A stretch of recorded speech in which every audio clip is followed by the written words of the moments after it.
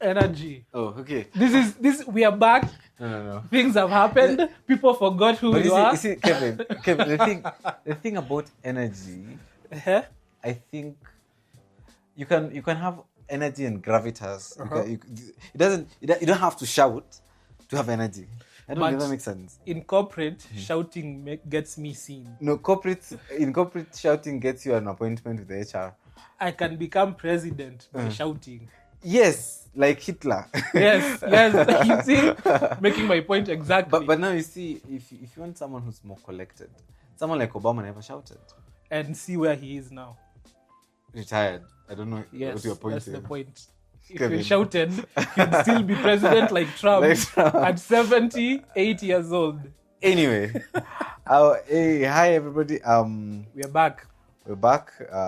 And apologies for the very, very long hiatus. I think we took a massive break. I think the first question they're asking, who are these old people? Yeah, we're older and... But then we started this. He still had hair. Yeah. I just shaved. Yeah. So we're really back and we're really excited about what the future might hold. Of course, the point of this thing is usually just to have discussions with friends, just friends hanging out. I wouldn't say we are experts per se in anything that we discuss. I would say I'm an expert in everything I discuss, and you should take my word for it. Don't need to Google ChatGPT for who. But no, it's actually, just ask me. No, the thing is, ever since the last time we shot a podcast, I think a lot has changed. You mentioned, for example, ChatGPT. The last time we were here, OpenAI was not a thing. Yeah. And now, it's been a while. It's been such a long time. Yeah. Queen Elizabeth was alive. She's not anymore? Yeah, she kicked the bucket. All right, this is news to me. Liz is in a box. Please, UK, don't cancel Yeah, this. so a lot has happened since that time. And obviously, we will be having discussions around a lot of all those issues that have happened. We'll share our very strong opinions on those items. Factual opinions. Yes, factual opinions. You don't need to look it up. On all those items that have happened ever since we had those discussions. And we hope to have a good time and fun. Yeah. Welcome. And you are? My name knows is... you now. Okay. He's a micro celebrity. Oh. So, my name is Kelvin Moretti. And I'm Kevin Kabingu. Yes. The podcast is called The Two Mics, but we are two Kevins. Yes. Misleading. Kevins have a bad rep. Yep. So, mic is better. Yeah, so, and actually for the two mics, we can see we have our two mics, yes. Yeah. BGIs. But anyway, so welcome. And we hope to engage you through the entire podcast and hopefully you can give us feedback on what you think. Ever since the last time we talked, or the last episode, we had a different president. Yeah. Uhuru was your guy. Is he still your guy? I think I have been accused of being a fanboy. I just still strongly believe that he was one of the best presidents this country has had. That's easy to say after... Everything is in retrospect, right? Yes. Everything makes sense when you look hindsight back in hindsight. Yes. So, and from my point of view, of course, he was not perfect. Obviously, he was not perfect. But I think what he did for this country was capacity building. He set up Kenya to be a country that is developed in the future. That's capacity building. Of course, the execution, we can discuss executions all you might want. But in that regard, I do think that he did a good job. He did a fantastic job. So, of course, one would argue, if, for example, you want to make a cup of tea, you don't put too much sugar in it. And I think maybe they would overdo some of these things. There's a lot of corruption, or budgets would be quite high. But I think his mind was in the right place. He was empathetic, in my opinion. Which is strange because coming from a man who's so rich, you'd expect the current one who's built himself from the ground up. The hustler. Yes. Would be Daniel a bit more teacher empathetic. Moi. Exactly. It's very interesting. It's a very interesting dynamic. Yeah. So what about the guys who say a lot of the challenges we are facing now was because of the previous administration. The borrowing, the debt burden we have right now, it's because of the previous generation. Yeah. And they're just trying to catch up or trying to rectify what was messed up by the previous government. I would say this. It's easy to make proclamations. I want to say, as a good book says, we know them by their fruits. You cannot say. You remember when the current administration came in, the argument was we don't have money. Yes. Right? So if indeed we do not have money, the ostentation that we see, the amount of expenditure that we see, the big budgets, sprucing up all the state houses that we have, buying new cars every month, almost like the motor industry is going out of business. How can you, for sure, say that in the same sentence as we do not have money? So if indeed we're in such a bad position, then Kevin, how comes the people making that claim, and I agree probably expenditure could have been done better, granted, but the person claiming that we do not have money and spending all this money on God knows what is hypocritical at best. Yes, I think it's just like how our moms tell us, do you have McDonald's money? It's you do not have money, we have money. We'll use it the way we want to use it. Exactly. Yes. Exactly. Yes. And so now, and it's the same thing I've always said about sanctions, for example. The reason why they never work with dictators or people who don't care, and I'm not pointing fingers to anybody. Trump. People who know anywhere in East Africa or the world, people who don't care, sanctions usually don't work on them because they're not responsive to the emotions and the feelings of the electorate. Someone like Vladimir Putin, no amount of sanctions can they don't move care. him, right? So because the citizens cannot vote him out, so he's not answerable to those people. Or if I have machinations where I can be able to steal the elections over and over, I will just if we have a cash crunch occasioned by the sanctions, that pain will be extended to the electorate. Mimi, as a governing elite, they don't feel the pain. Watakata budget yenu, they will cut your budget. Sisi tubaki tunakula bado. Sindio. And that's what I'm saying. I feel like it's the same thing we are having currently. So do you feel, there's someone who was telling me this, the leadership we have is a reflection of who we are as Kenyans. Do you feel that's true? Who are we as Kenyans? We are people who will always take opportunity and advantage of any position you are given to eat ourselves, help the people around us, not caring about everyone else. Everyone is like, nataka kufika huko, pia mimi ni kule.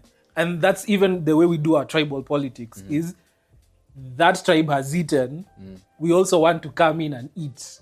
So is it a mindset of Kenyans that's also reflected in the leaders we choose? That, okay, we are putting our person there, now things will come to us. We want to eat. And then we complain when our person isn't giving us those things. What we expect. Yes. Let me give you a story. There is one of the places where I worked previously.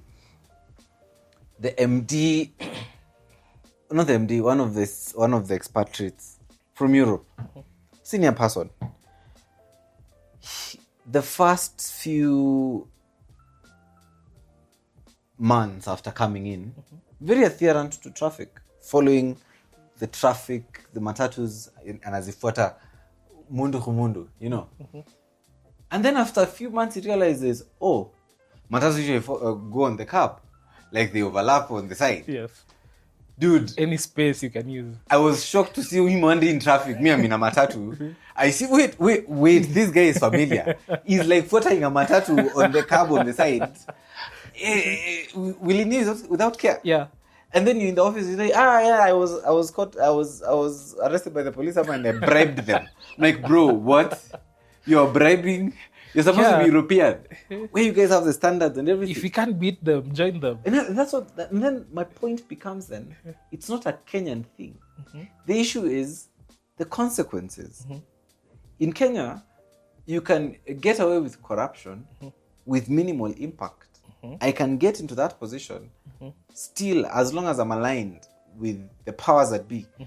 I will get away with it. Yeah.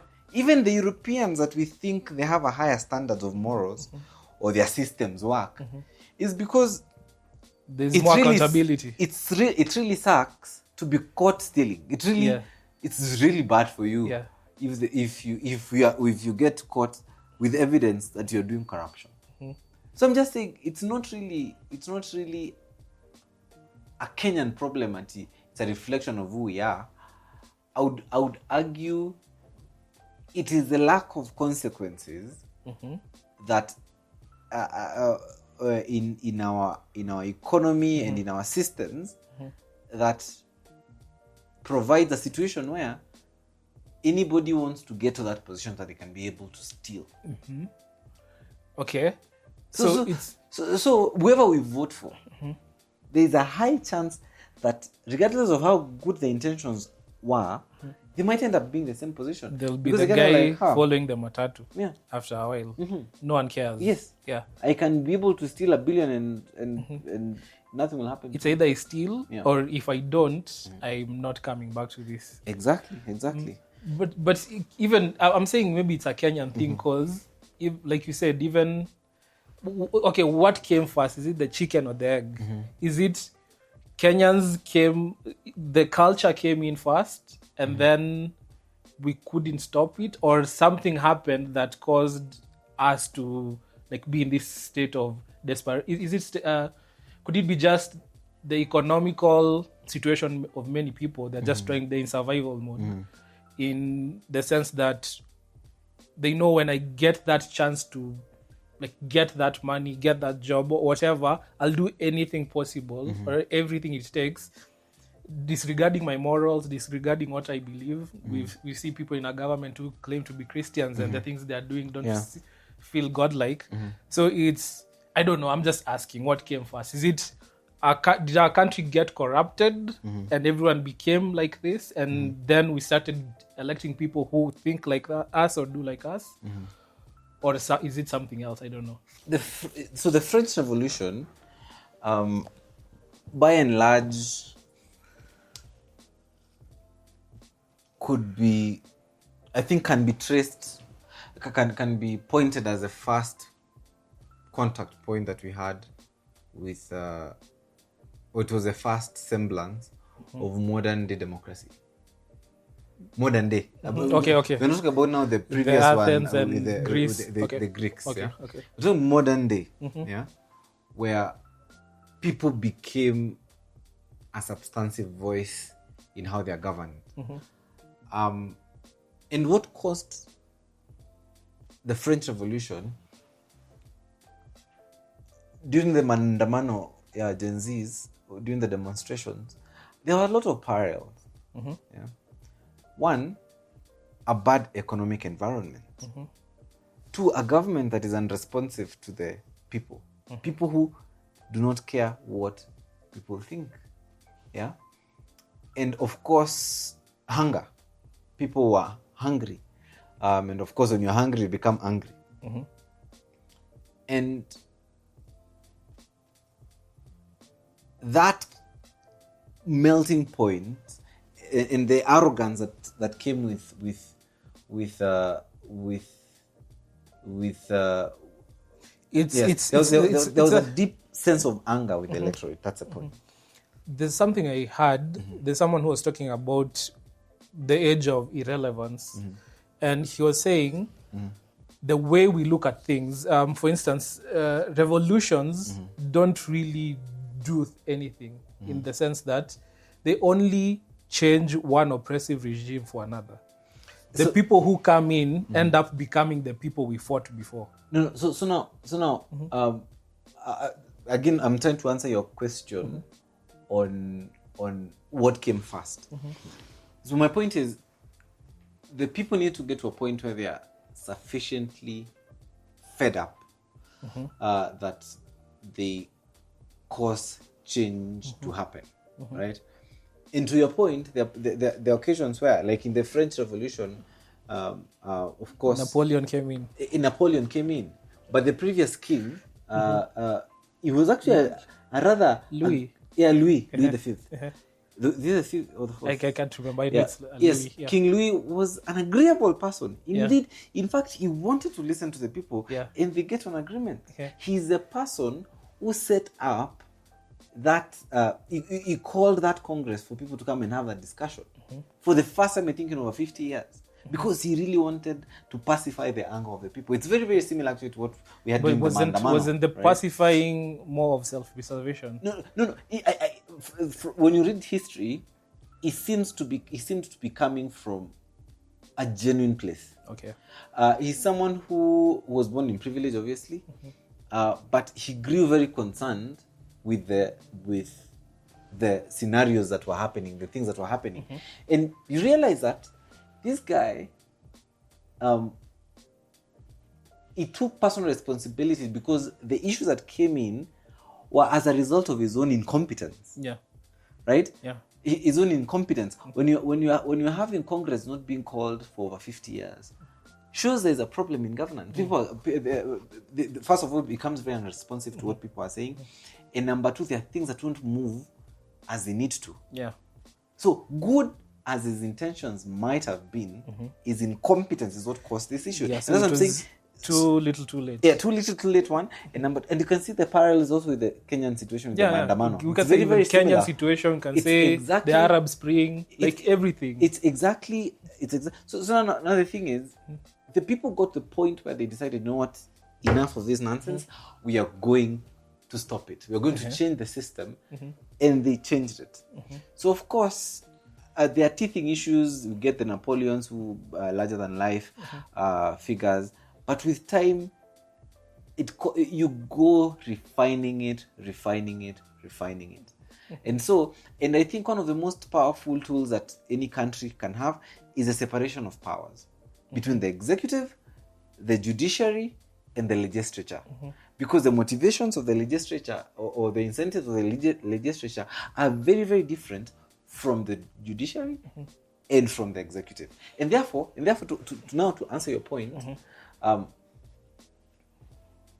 do you feel they actually? So I get that theoretically. You go refining it as you go. Yeah. But the people need to get sufficiently pissed off and angry. And the sufficient pissing off is the rich or the people in charge need to keep you just not too poor, poor enough, where you have that idea or that hope that I might make more. Yeah. I have at least something to eat. I'm not completely worthless or dead. Like I don't have nothing. I have something to live for. When that goes away, then that's when revolutions happen. Because I have nothing to lose. I can go out on the streets. I have literally nothing. If I don't attack the government, my life is over. And then that's how you're getting the... even now, like I'll just mention this. I don't condone it and I don't think it's a good thing. What happened with, what's her name, and her son passing on? Nani, Nati... the lady, the politician. The MP. Natim. Kanina jina yake. Naisahau. Okay, so you can just check. Okay, I won't say her name. You've been seeing this story going on social media about her son dying and Kenyans not showing remorse. Because they're getting to that point where they're like, we don't care anymore. They're not doing a good balance. It's because we would have given, I think Kenyans would have given more of a shit, pardon my French, if they had a little semblance of hope. And I think what you said about Uhuru is during his time, regardless of what you think about his governance, you felt like there's somewhere we are going. I can do something and make something of myself. And empathy. There's something like that. So I could react like a human. I'm not in that place of indifference. But in this situation where we are in, people celebrate when people politicians are this is a in bad truly situations. this is a truly bad thing. We wouldn't wish it on our worst enemy, but Kenyans are laughing and making jokes about it. It's because they have gotten to the point of indifference, and this is like you're saying, indicators of a revolution don't like happen once. It's these small things. People become indifferent. It's like a similar case with Luigi Mangione shooting the CEO and people celebrating because they're like, we don't, the insurance companies, they don't care about us, so we don't care about the elite, the billionaires and all that. Indifference is happening. And I would want people to watch that video of, what's his name, The Changing World Order. Check it out on YouTube. I don't know if I've ever shared that video. I think I've watched it. Yeah, The Changing World Order. And one thing that happens in a nation is, when a nation becomes more prosperous, is the divide between the rich and the poor becomes bigger. Too big. Yeah. And then that divide starts causing the internal tension and turmoil. Yeah. So I don't know if we are heading towards that. I don't know what that big thing that will make it blow up will be, but I feel mentally that's where Kenyans are, and we can see it in like instances like that. I don't even know where I got here, but you can remind me, you can take me back to what we were saying. So I think the point was, we were trying to, I mean, I've lost the train of thought, but you're trying to draw a parallel. You're trying to create a scenario where people are getting to a point where they'll get angry and we can have a revolution. Yeah, revolutions might happen but what I wanted to say is, for the elite to keep control in a nation, the politicians, the rich people need to keep. You need to have that balance of people need that hope. If they don't have that hope, they'll come at your door to try and take everything that you have.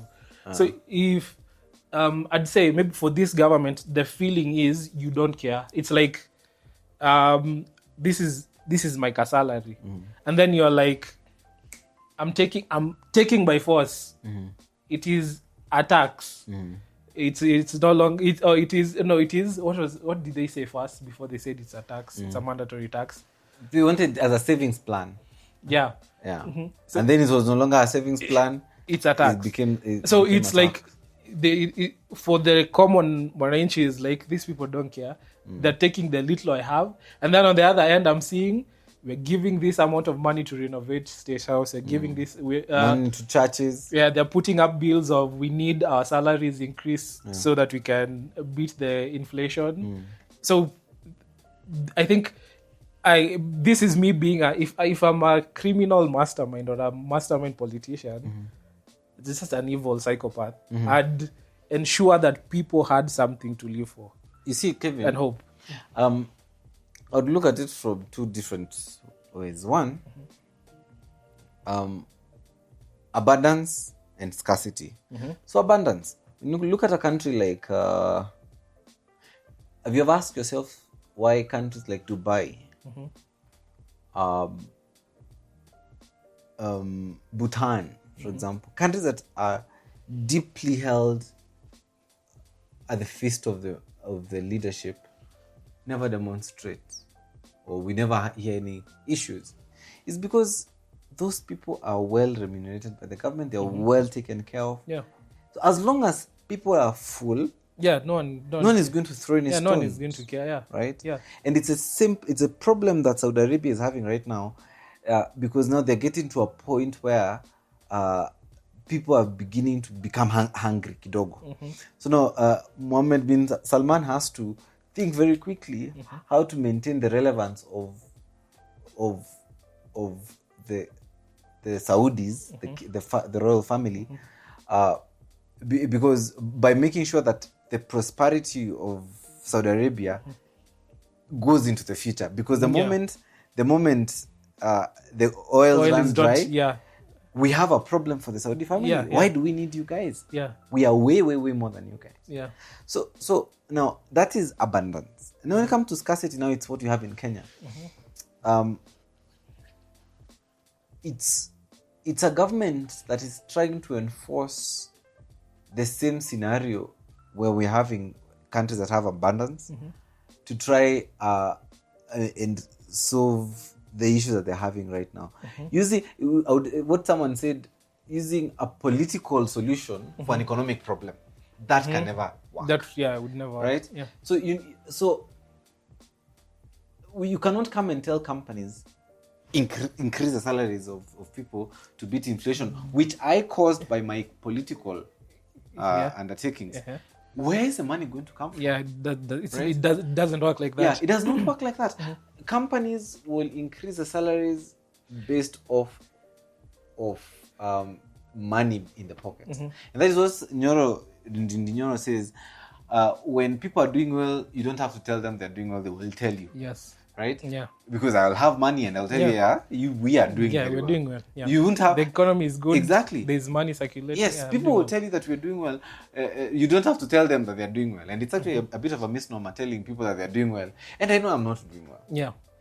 So my point is, we need, and of course not. We shouldn't have. I don't believe in revolutions. I don't believe in disruptions. Personally, what I believe that this country needs is a strict separation of powers. The three arms of government, and I want to add the fourth one, the military. The three arms of government working in silos. We have the president of the judiciary. We have the president of the executive, and then you have the president of our legislature. Yeah. Because the difference in the difference in motivations for the three, when they are completely separate, they will check one another. Because, like, for me as a member of parliament, my point is to make sure that we have laws and that guy does not become a dictator. Right? The point of the judiciary is to making sure that guy does not become a dictator. No, you cannot do that. That is not what the law says.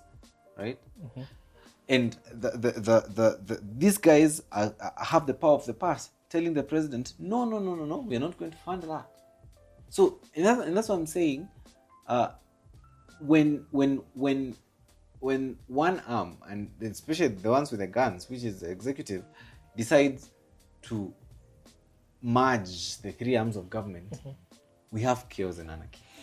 And that's what I'm saying now. It becomes, to go back to your question, we create a scenario where the corruption cycle can never end. So, if the reason why Rome disbanded generals and why the president is the head of the armed forces is generals would have so much power that anyone who wanted to take over Rome would align with the general. So I see a problem where maybe when things, one arm, I get them checking each other, but if one arm is too powerful, like the military, I don't want the military to be on its own. The military has to be either the president of the country who runs it, and not an individual who has. It is the president because, and that's the beauty of a democracy. That's a bit of a democracy. The president is the chief commander in chief of the armed forces, right? Those are his boys, right? So how would the other, like, I want to understand how they are checking each other. So in a way that it's not done now. So now, for example, if the executive does something illegal, like say you cannot speak your mind, or like say we are going to block the media from coming in, the one place where we get information from, the judiciary comes and says, no, you cannot do that, right? The president decides, the executive decides, we want to extend our term limits to 20 years. The parliament or the legislature says, no, you cannot do that. We cannot allow you to do that. But how is that different from now? That's what I'm saying now. Now, the scenario that we have is someone who will come and tell everyone, vote like this. Vote to make sure that I am extending my term limits.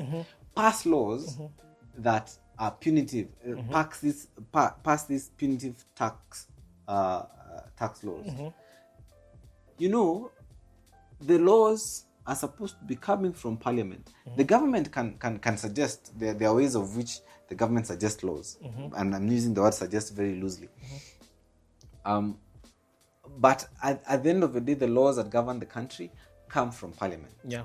They're the ones who sit and decide, I want to pass a law that does 1, 2, 3 within the framework of the Constitution. Exactly. So now, when Parliament decides to pass a law that is illegal, I or someone can sue or can go to court and stop that law from being implemented because it's against the judiciary will say that is unconstitutional. That's what I'm saying. That freedom and separation is very, very critical. Yeah. But now what we have currently, we have a judiciary that responds and answers to the presidency, and therefore the probably the executive cannot lose cases, right? Or there's that fear that they have. Yeah, it's even like how the whole housing levy was stopped and then it came back. And then it comes back. Yeah, I get you. But so then it feels very utopia. We are living in an utopia. Yeah, because I don't see a point where we get to a point where we won't have that one person like having all this power over everyone else. They could be in the legislature, they could be in the judiciary, but I feel that one person, I know we let's say like how our party systems work here. You have to have majority rule. If you, let's say, win many seats, you have more power to like make more decisions. You pick okay, maybe this is the question. Does the president still appoint the judges? Or does the president still pick the cabinet? So, because that's a lot of power. I can pick people who will align with me. You see now, and that's why I'm saying the separation is very important. When the principle is we are going to be separate, there's the appointing authority. The Constitution confers that responsibility. And I don't want to call it a right. I want to call it the responsibility of appointing judges is with the president, but the approver is you and me through Parliament. So the president thinks this guy is cool. Okay, we'll do an interview and see if he's good. If you feel he's not good, we will not pass him. If there's separation, it will be an objective process. We'll tell him, no, that person you've appointed we don't want. But now if there is marriage between the three, whatever that guy appoints will be approved. Because, yeah. And that's what I'm saying. It's important that we have that separation. And that's not what we have right now. Any person that is appointed obviously goes through, right? And so now on the judiciary side, the person that has been appointed, regardless of him being appointed by the president, should only answer to the Constitution. He does not answer to the people. He does not answer to the president. They answer to the Constitution. And now, the other problem comes in. Not problems. How the Constitution allows for that is making sure that you have security of tenure. The president cannot decide now to fire you. I can rule against you from here to Timbuktu, and there's nothing you can do about it. I can overturn a freaking general election, and there is nothing you can do about that. And that's when the system is working. Yeah, that's when the system is working perfect. Yeah.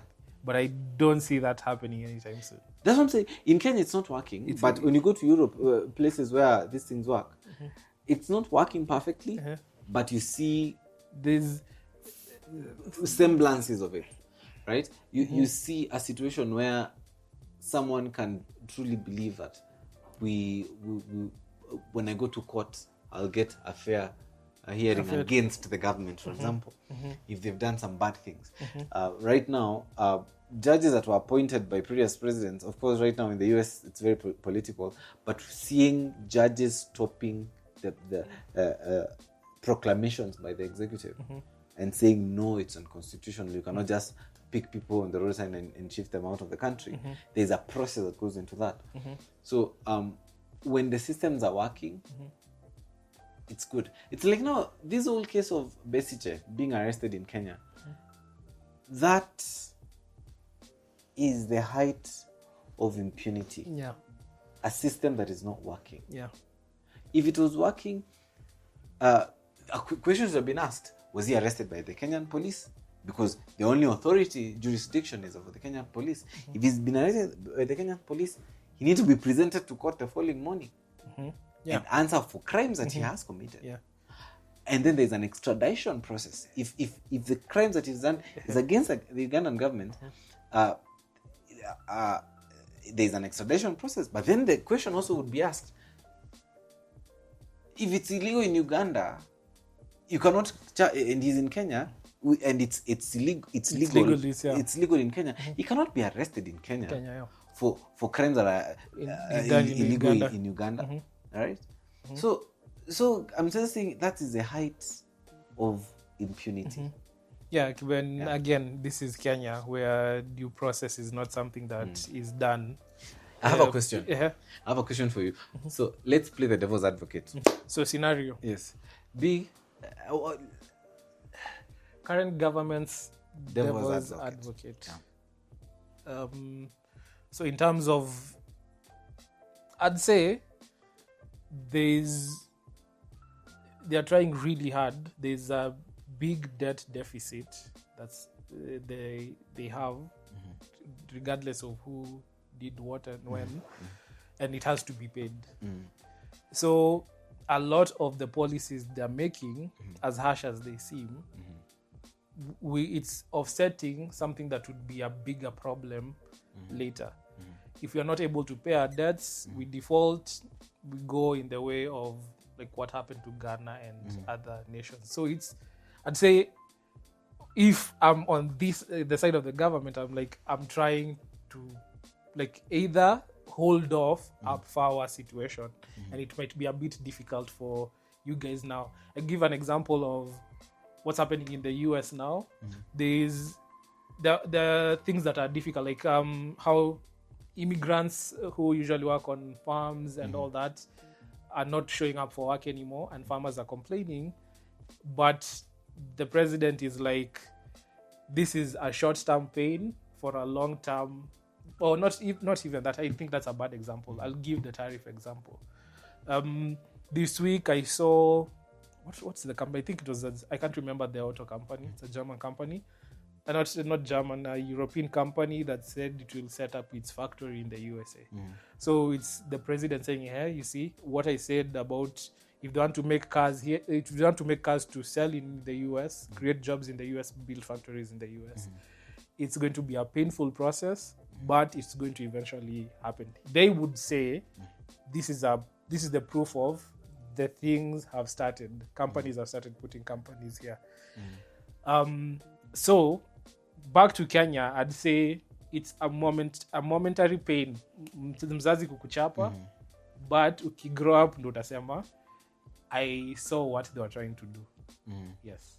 So do you trust that they're delivering on that? I'm seeing houses being built. I don't know. I've seen others being stalled. I've seen the Vampire Diary stories. I don't know. I don't think. Devil's advocate. I have to be devil's advocate. Yeah. I'd say give them time. Okay. They have how many years now? How much time? Another set of 5 years. Yes. Give them another set of 5 years. Okay. I'm playing devil's advocate. I hope someone is tuning in now and like, this guy is something. No, but it's very hard because also I think the other thing that they're not doing well is communicating to people in a good way. It's more like it's like, for example, how the Democrats, I think, lost the elections because they were talking at and not to people. It's like nyinyi hamjui mnafanya hii kitu, like this thing has to be done this way regardless of how you're feeling. And I think if we understood certain things better, there was more education on maybe for many people, even the common mananchi. Yes, they'll think about, and I'm rambling. I'm trying. They'll think about food on the table, being able to parent, and all that. When you're asking them to give even more, it doesn't make sense to them. If you don't, you have to make them understand why I have to sacrifice even more. If it's for the greater good, there's a greater purpose to all of it. I have to understand it. It's a very hard thing to explain. I don't think the government communicates that well. And for the most part, people feel like there's that, and also there's that feeling of indifference. I'm crying out, I can't be able to afford what you're asking from me. And they're like, yeah, tough luck. Yeah. So maybe they could do a better job in communicating. But so your devil's advocate would be people don't understand what they're doing. Yeah, people don't understand what's going on. Yeah. Okay, so maybe could be just there's nothing much going on, but it could be. They just need to do a better job at communicating. It's better job at communicating and communicating truthfully. Yes. I don't want to hear we are doing this. Come on, you cannot expect a politician to communicate truthfully. Let's go back to a classier version of politicians. Which ones? The ones who, even globally, there's a tax to how you answer questions. It's like that's why maybe many of them are lawyers. It's I know how to answer without answering.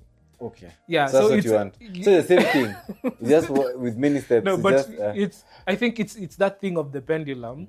We go towards the guys who tell us what we want to hear. They're very It's like he's made a whole speech, but at the end of it, I'm like, I don't know what he said. And then we have the Trumps where the Indian guy is talking in the audience. It's like, I don't know what that guy is saying. And someone else.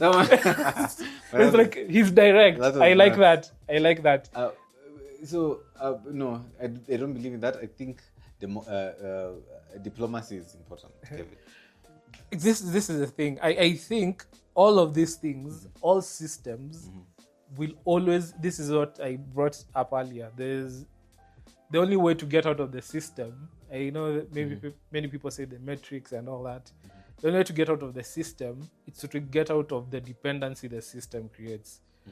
So the giving. I'm trying to remember an example that was given. It's like let's say like consumerism. You are given ideas of your life would be better if you had A, B, C, D. And when you get A, B, C, D, your life isn't better. And then you're told, it's because you didn't have C, D, E, F. Get that. Then like that. It's like you're in this rat race of... Perpetual. Yeah. So even with... It's you... You have to... You can't get out of the system by trying to change the system. So even the example of, we have democracy now. We had monarchies. Monarchies, people are like, it's only a small, it's small families coming together and ruling majority of us. We don't want that anymore. Yeah. Get them out. We'll vote each other in. Yeah. And then we started voting each other in.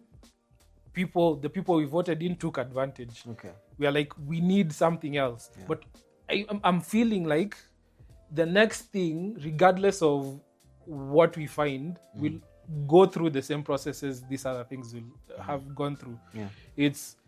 We'll choose a new system, we'll get new people, but the same old things will come back to we are being oppressed and there are some other people taking advantage of us. Colonialists get out of Kenya, Africans oppress us. Take over the it's always that perpetual cycle. So it has to, and that comes back to the point, Kevin, which is... I was playing devil's advocate. Yes. This is to show even the devil can't. Okay. So. Well, exactly. You have to be abducted. So my devil's advocate would be housing. And the principle behind it, in principle, looks like a good thing because you're injecting money into the economy. Basically, you just want to inject money into the economy. But unfortunately, governments are bad at building houses because governments are not supposed to be building houses. So you might end up with these buildings that are horrible, that are here in Gara, houses are reeking and there's a lot of insecurity. It's become a whole issue, which I expected. Because governments are not good at building houses. So I would have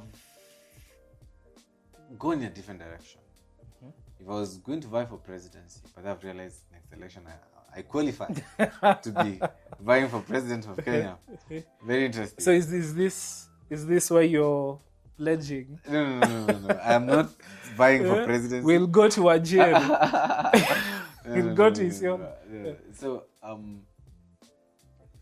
the better way to do it would be pay pending bills. Pay pending bills. Right now, actually, just a minute, let me confirm. And I don't, in what country has the government ever, I'm trying to think, because I remember seeing that documentary of Men Who Built America. So, just a minute. So, as of 2024, the pending bills are at 516 billion shillings. Even if they were to pay 100 billion, Kevin, that is money in our villages, money in our towns. The contractor, when you come to barabara, now you can buy a piece of land from Mama Njeri, who can now educate her child, who can now build like a kiosk. Money works, right? And explain to the audience that a part, like a substantial chunk of this debt is also owed by us. What do you mean? Like I'm talking about pending bills. Pending bills. I'm not talking about debt. Okay. Fair I'm talking about pending bills where you've supplied books and never been paid. Yes. You've supplied medical equipment, you've never been paid. These are businesses and that kills are businesses. That kills businesses immediately. Yeah. So but the government has gotten to a place where, bro, like if you're not giving me a deposit, I'm not supplying. You're not doing anything else. Because your business will surely die. Yeah. If you're not careful. So I would not have gone the construction of houses route, even though the intention is good. I would have just focused on clearing some of these bills, and that would help invigorate the economy in ways much bigger than the houses might. Because people have houses. Someone was saying, mimi niko na kwangu. Mimi naishi Githongori, or I live in Kibogua. Why do I need to? Why do I need a house? Yeah. Right. So I think just the common mwananchi. I might be wrong. I don't think anyone wants the government to build a house for them. I don't know. I don't see it. It's like we all have that dream of, I want to work hard, get a piece of land and build my own thing. Yeah. At least I'm exactly. You don't want the government. I don't want the government to say like this. I'm going to cramp you with the rest of the people, and this is your house. Because the government. And again, how many people would afford those houses? The structure actually is a problem, because now me I can't afford to pay it, because they'll say, the people who can afford it won't be allowed to. Yes. And the people who are qualified to get it can't afford it. Yes. So who buys it? Whose houses are this? Yeah. And that's what I'm saying. I would have gone. I don't believe these people are incompetent. It's just that maybe it's I don't call it malicious. Maybe it was intentional that it was structured like that. Or maybe they didn't they didn't look at a 360, and so now they have 360. They didn't have a 360 degrees view of the situation, and suddenly now they have a situation that they cannot get themselves out of. But I would have gone the pending bills way. Pay people money, the economy will be liberated. Yeah. But anyway, for I think for today's episode, I think we that's good. That's enough. I think it's a start. At least we are back. We're saying something. We're talking. No. So obviously, hopefully, this is a good start for future episodes. And I've really enjoyed having that discussion because we need to talk as a country. We need to continue having conversations. Before even you finish, is one thing I forgot to ask it is, should we do more public participations in like things that happen in our local areas, involving maybe making roads, making like, I don't know where people can get that information. I just remembered a time people were just sharing things on a newspaper cutout, on WhatsApp groups. But public participation on things is something you always hear that there's public participation and people approved these things. I think there has to be a more transparent way of, maybe it's ni sisi hatuangaliangi. Yeah, well, of course, the only way solutions can be tailored to our needs is if we have requested for them. You cannot tell me I need a pit latrine here. And I have a pit latrine, or I really like that bush. Let's have a discussion and we are aligned on, indeed we need 1, 2, 3 solutions that the government is proposing. That's only through public participation. And the thing about that, the thing I like about that is the fact that it also further cements and furthers our freedom of speech and our freedom of expression and congregation, really. And so, I think we need to do that more. How to go about it, obviously, I think it's really dependent on the person running the project or running. So what happened in Bomas with the Gen Zs? There were stools being thrown around. Yes. But I'm just saying we need to continue having these discussions. Okay, fair enough. Yes. So thank you. Thank you so much for joining in. We loved your company. It's a first episode back. We're back. We're hoping to be a bit more consistent. Yeah. Of course, this is me and Kevin. Kevin doubles as our producer and also doubles as a stand-in when a member, a standing, a cast member. So we're hoping now moving forward we'll have a bit more. We'll bring, of course, back the guys that we used to do it with, and obviously a few more guests as we grow. Yeah. Thank you so much. Yeah, and Bye. if you have questions, let me hope I don't have one. If you have questions, if you have anything you want us to discuss, please always write in the comment section and we'll be happy to discuss them. If you think we are brilliant, no, I don't want to say that. If you want to join in as well. Oh yeah, if you we'd love to have you on. Actually, that's a good. Yeah. I like that. Yes. We can have someone just come in from our audience. Yeah, from if you want to be part of our discussion, please reach out and we'd love to have you on. Yeah. Thank you. Yeah. Bye. Bye.